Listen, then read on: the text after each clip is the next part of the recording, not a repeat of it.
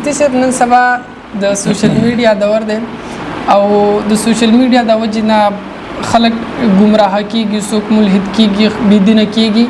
نو دې خلکو ته څه پیغام ورکوئ چې سوشل میډیا استعمال څنګه کوي او څنګه به دغه څیز نه بچي د لادینۍ نه بېدینۍ نه؟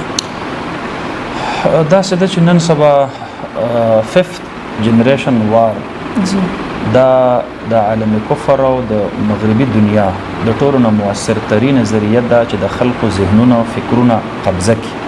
د هغې دپاره د سکرین استعمال او د سوشل میډیا استعمال هغوی په خپل لاس باندې اخیستی دی. هر هغه خبره چې د دین مخالف وي نو هغې ته ریسپانس هم ډېر میلاویږي او هغه دغه کېږي هم ډېره زیاته، وایرل کېږي هم ډېره زیاته او د خلکو ذهنونو او فکرونو ته رسول کېږي. نو زما په خیال باندې په داسې وخت کې په سوشل میډیا باندې د انحصار په ځای باندې ځوانانو له پکار دي چې د علماو سره خپل تعلق مضبوط کړي.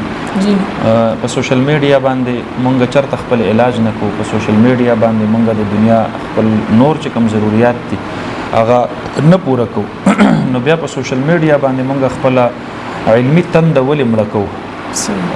د هېڅ پته نه لګي چې په سوشل میډیا باندې د علم دا مسله چې چا ویلې ده د دې سړي علمي صورتحال څه دی او د ده پسې پشت کوم خلق دی، د هغې په ځای باندې د خپلو علاقو چې کوم مستند علما کرام دي د هغې نه د مسایلو پوښتنه کول او په دیني امورو کې د سوشل میډیا په ذریعه باندې د خپل علاقې په علماو باندې اعتماد کول.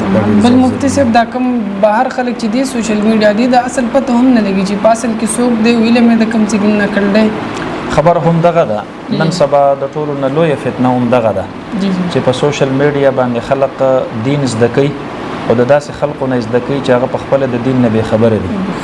لکه جاوید غامدي دی، انجینیر مرزا دی، حسن الله یار دی. دا داسې خلق دی چې په سوشل میډیا باندې خدا وایرل دي خو دې خلقو ته هېڅ پته نشته بلکې ایون دا چې په دې وخت کې د قادیانیانو کوم مشر دی او هغه مرزا مسرور نو د شکل او شباهت په اعتبار سره چې هغه ته ګوري ښه ښکلې ږیرې ده، تک سپین پټکۍ وهلي، ښه ښکلې چوغه او ښه تسبیح ورسره په شره برابر. عام سړي ته دا پته نه لګي چېرې دا څوک دی او څوک نه دی، د ده پسې پرده پسې پشت کوم عزایم دي او کوم نه دي.